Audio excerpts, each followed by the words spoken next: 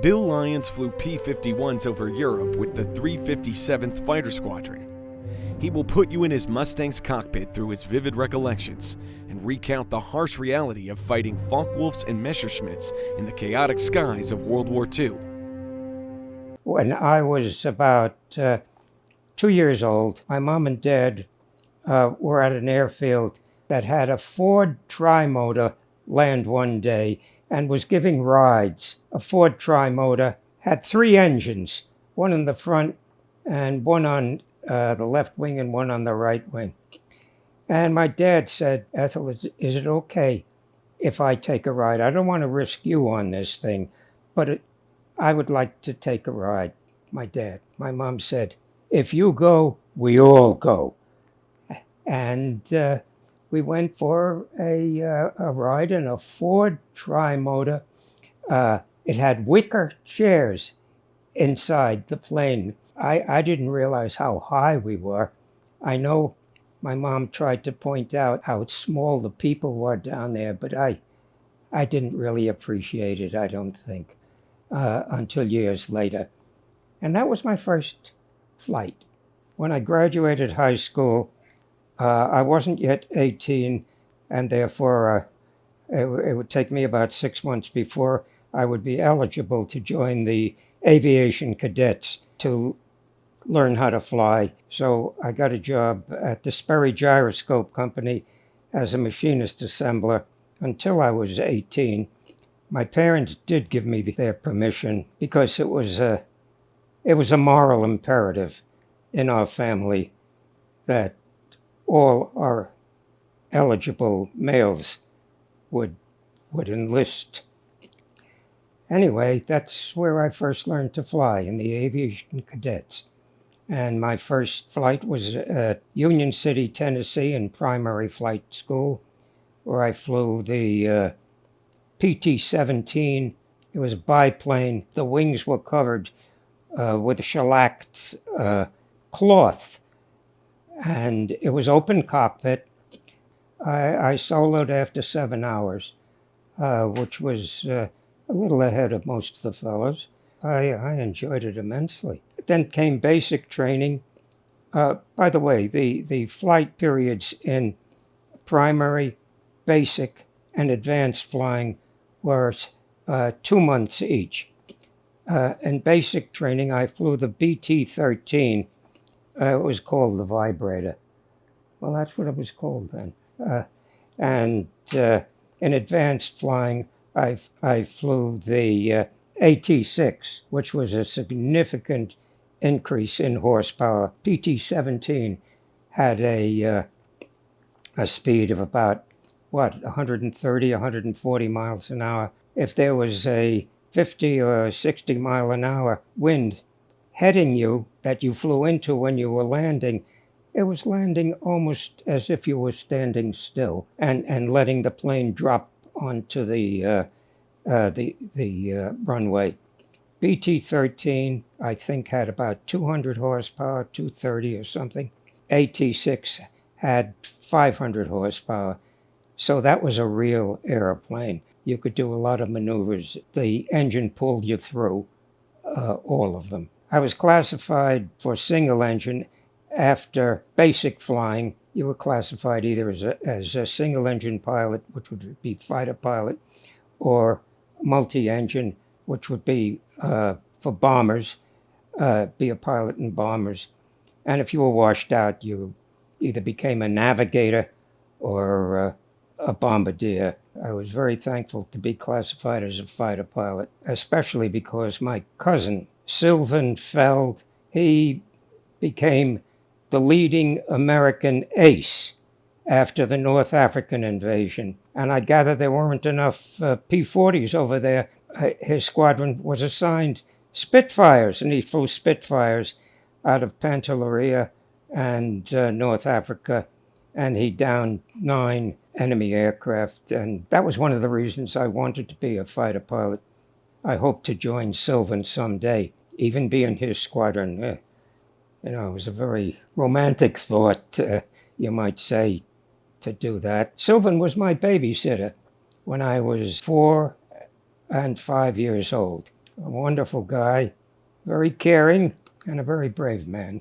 And he was killed in Normandy, over Normandy. My first fighter plane was a P-40. I flew the P-40 in operational flying after advanced flying. We were stationed in Perry, Florida. That's sort of the armpit of Florida in there.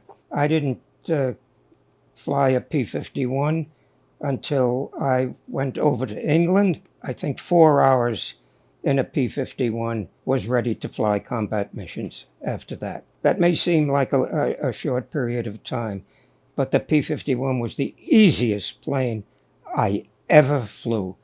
It was so true and had really great horsepower for its size and weight, and that engine pulled you through everything. I repeat, it was the easiest plane I ever flew. I really felt I was a part of the plane and flying. There was a lot of flak in the first mission. We didn't meet any enemy aircraft. It was a short mission, only about 3 hours, mostly over France, but there was a fair amount of flak. Well, there was flak almost every mission. And I remembered, if I can do this one, I can do another one. I was very nervous on my first mission, but after the first mission, I wasn't nervous anymore. If I could do that first one, which was an easy one, I didn't realize how easy it was, then I could do more. I could do another mission.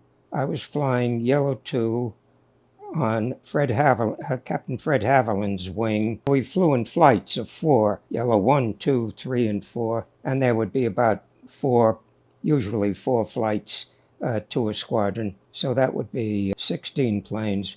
We didn't fly close together, of course. You knew there was combat ahead.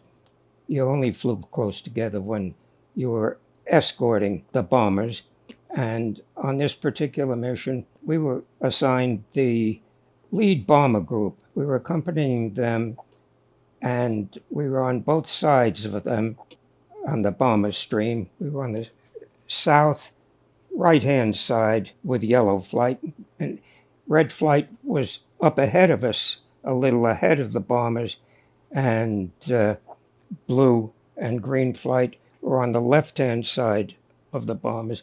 So we were the flight on the right-hand side. A word was called out, probably by someone in red flight, bogies, bogies ahead. And bogies were the term that was used for unidentified aircraft. Bandits were the word that would signify it was enemy aircraft.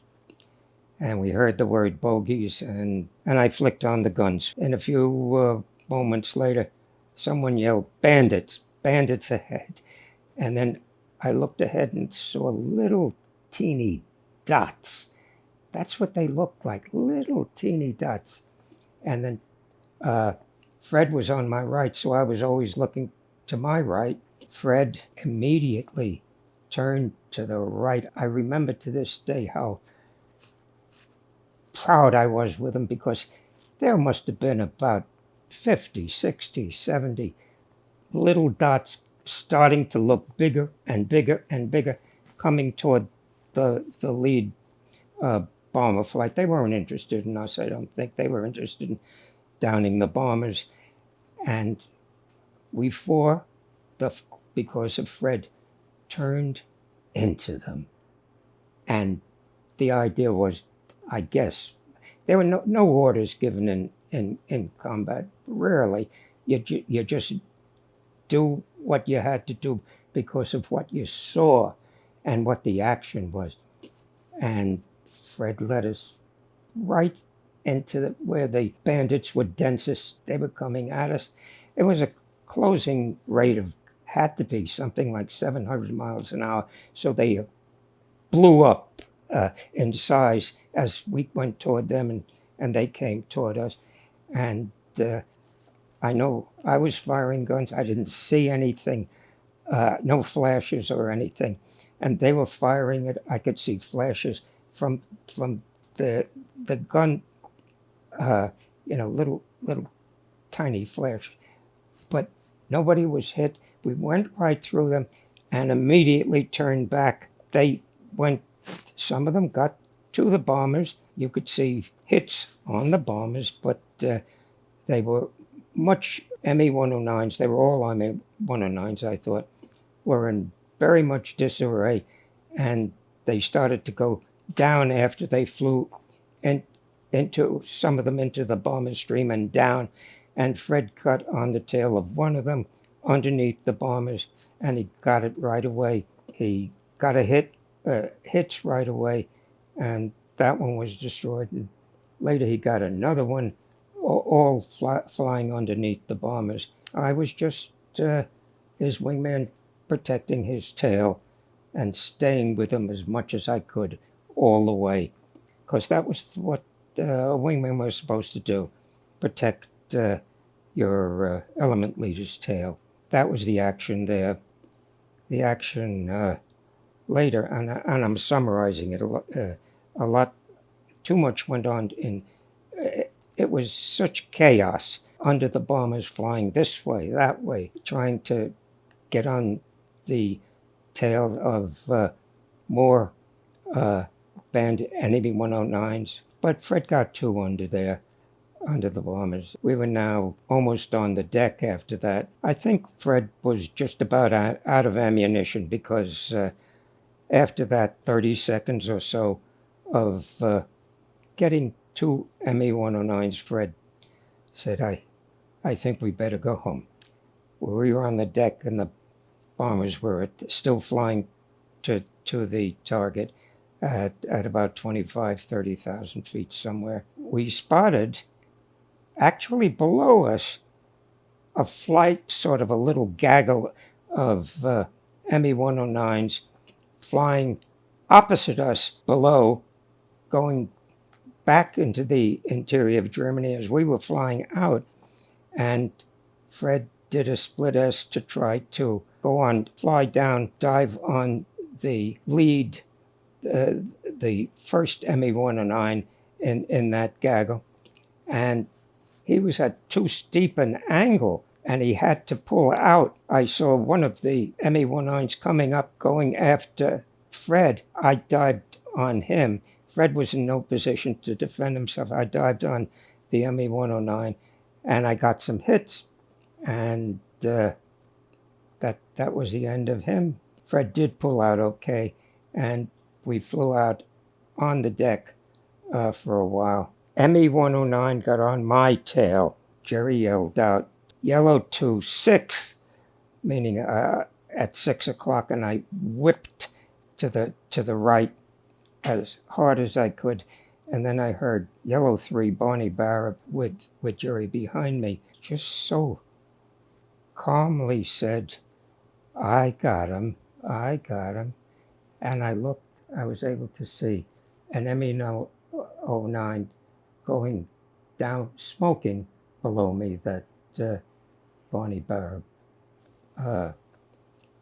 destroyed. And then we rejoined, and we're on our way out. Jerry was flying erratically, just going fast, going slow, not staying in a loose formation on the way out. And Fred called to him and no answer, and I called and Barney called and no answer. He was flying erratically.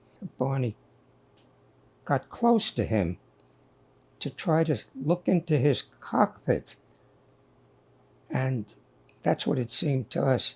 Last I heard, it said, I can see him. He seems okay. But he was skidding. I could see he was skidding. He was Barney was skidding to stay close to him and turning his plane on the side to look into the cockpit. I think Jerry tried to get into formation with him, and they both crashed midair. And unbelievable. All we saw was shards of white aluminum going down from this ball of silver shards floating down. No airplanes, nothing. I didn't see engines or, the heaviest part. And we thought they were both dead. We didn't know later that they had bailed out. Jerry was killed by the Germans on the ground. And I don't know what happened to Barney, except he was buried in the same cemetery that my cousin Sylvan was buried in, the Ardennes Cemetery in Belgium. And that's the end of that flight.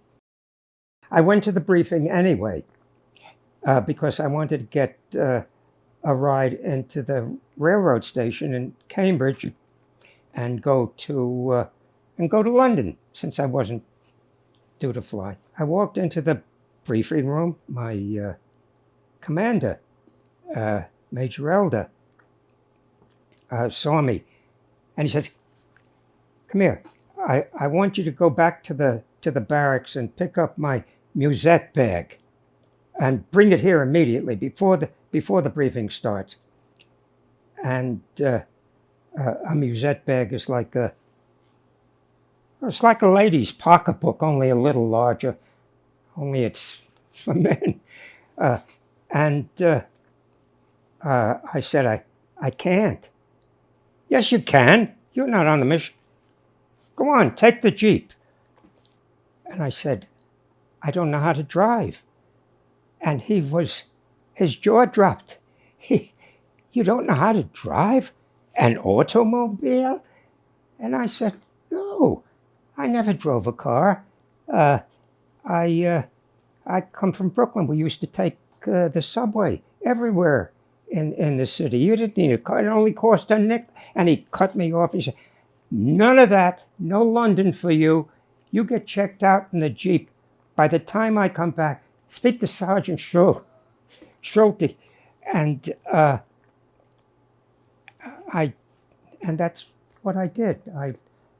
I spoke to him, and he took me in the Jeep, the squadron Jeep, out after the mission took off onto the runway.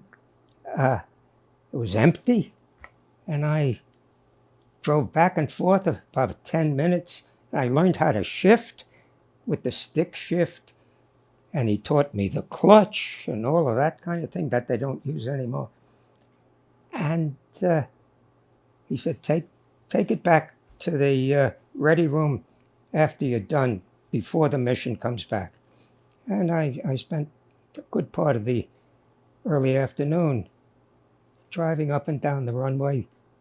No problems, no danger, no accident. And that's where I learned to drive. I wasn't on the mission that day, and I was asked to fill in. And so I was flying wing, where usually I would be flying either element or flight leader. I was flying wing on Ed Maroney. He was a former cop in Chicago. And Ed, and at that time, this was in February of 1945. These were deep penetration missions, and Ed tried to fly within sight of the flight, but quite a ways off, in hopes of being able to spot some airfields with enemy planes on the ground and ask permission to go strafe them.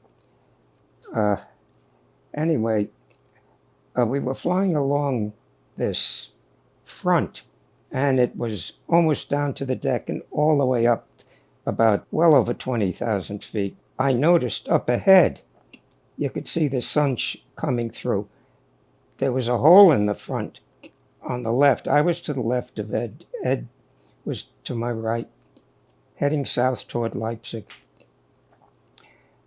And I was peeling my eyes to his right, and he should have been peeling his eyes to his left, covering me, even though I was the wingman with the assignment of covering him. And I don't know why, but it was luck that when we reached the opening, I turned to the left, and there coming through the opening was what I thought was an ME-109. Smoke coming from the wings near where they were attached to the fuselage.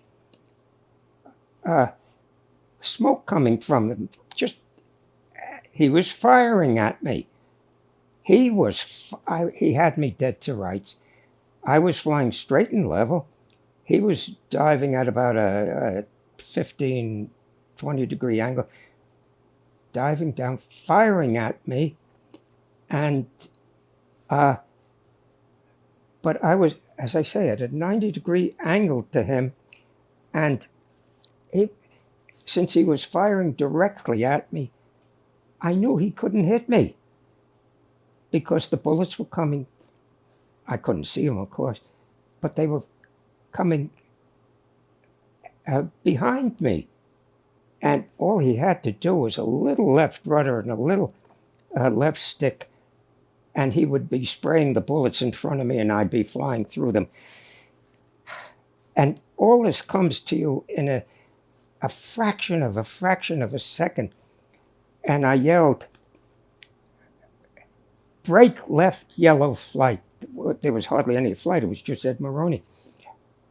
But it didn't sound like that. It just sounded like, I didn't have time to finish it because I was pushing in with my left rudder as hard as I could, and left stick, and pulling back. I was, and we were, flying at cruising speed. I was practically stalling in midair, and I was turning down and to the left, and my belly was facing him, I know, at an instant there. And then I could hear Maroney at the same time saying, I got him. And what he meant, he was going after him. He didn't have him. And I had full throttle on and was in a spin down, full throttle dive, and I clicked the stick to drop my on the top, to drop the wing tanks, and the left one didn't come off. The right one came off, so I fired my guns quick. All of this is happening in fractions of a second, and now the wing tanks are up, and you got to also switch to the internal tank as fast as you possibly can, or the engine will stop. Did all that automatically, unthinking, and was in a dive, and Ed was saying, I got him. And then I hear, as I'm almost at the bottom of the dive and pulling back, he's out-turning me. He's out-turning. And of course he would have been out-turning me. He was the ME-109, which I thought was an ME-109, had a wing loading far less than us at that time. Ed had full tank, as I did, full tanks, internal tanks, 92 in each. That's 180 gallons, and the ME-109 might have had, 30 or 40 gallons in it, because they didn't have a lot of gas when they went up to fight, because they could always go down on the ground and get more.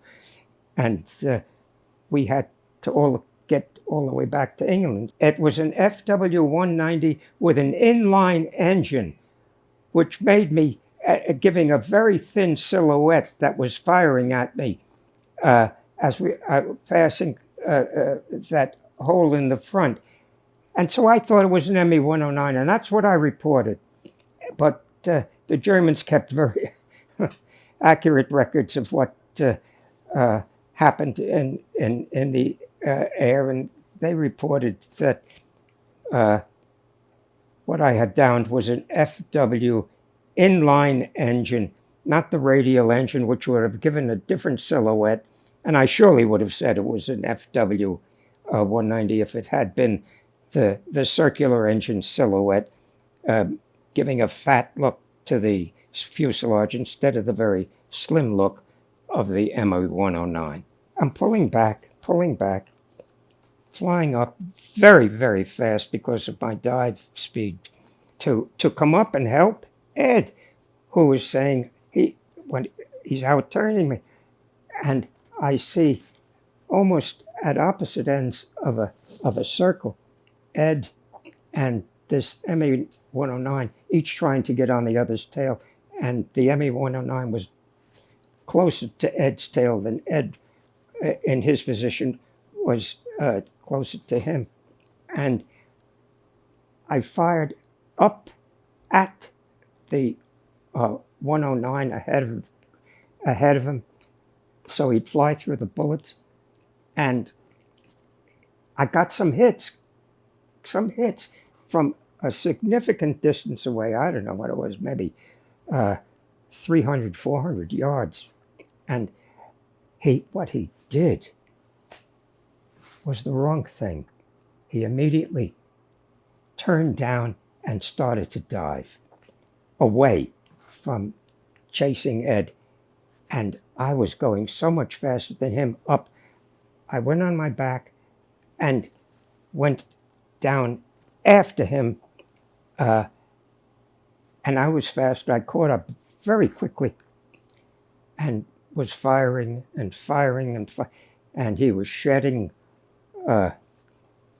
pieces all over the place, and he was trying to get out, and he halfway out, and the bullets were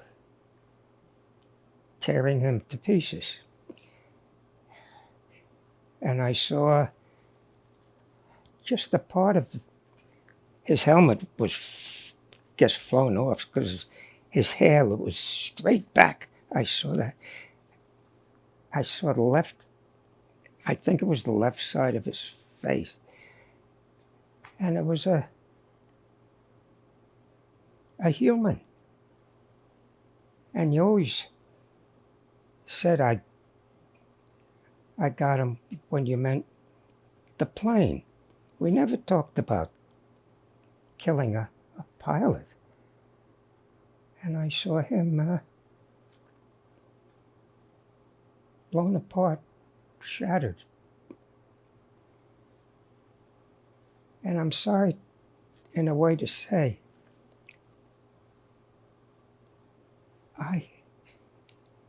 I thought I had nothing against this guy. I didn't know him. You know, all this, but that's what war was. I didn't think that's what, I'm telling you that now, but I did have that,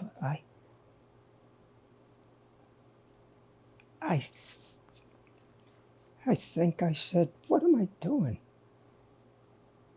When I saw a live guy getting killed. And we flew back on the deck. We didn't rejoin the squadron, the flight heading on down south. And on that flight back, all the way on the deck to the Dutch coast, we flew over and around because of the flak that would come up. Not always, because we were flying low and fast. We flew over these cities, and they were destroyed, one after the other. One after the other. And I couldn't see how the war could go on much further. That country was destroyed, the cities. That's where the ammunition was made, the factories were there, everything. Anyway, we flew back. Okay. at the end of the war, I wasn't in Europe. I had finished my first tour.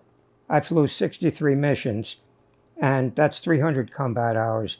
A combat hour was an hour flying over enemy territory. And I went home. I was sent home with the idea I was going to come back. I finished in March with the 355th. And while I was in Fort Dix being processed to come back, I was told, this was now in May, early May, and the war in Europe was over. And I was told I had two options. I could go to Japan and fly accompanying B-29s over the Pacific, or there was a new thing that was available to all veterans, and it was the GI Bill. Or I could be honorably discharged if I wanted, and I could go to any college I wished that would have me in the United States, all expenses paid. And my mom was a widow now. My dad had died while I was in service. And so I wasn't going to leave my mom alone anymore. And I chose to go to college. Yeah, I went to MIT. I never flew until 3 years ago. I never flew myself again. And now it's 4 years. 4 years ago, I got a call from a fellow who was flying P-51s for Leonard Lauder. Estee Lauder is his company, and he collects fighter planes. And he had a P-51, and I went, and it was converted to a two-seater, and the pilot, and I became friends, and he said, would it be okay if we painted what your plane looked like, and with the name on it and everything, as authentically as possible? And I said, sure, and they painted the name Tiger's Revenge, which was Tiger was my nickname. I got on the P-51, and I got some flights in that. Bill Lyons completed his combat tour before hostilities in Europe ceased. After the war, he graduated from MIT and enjoyed a 40-year career in business. He had the unique opportunity to be a rainmaker. He married Carol Kinzelberg and had 2 daughters with her. He was proud to have served the United States as a Jewish fighter pilot. Please check out our other episodes to learn about more incredible stories.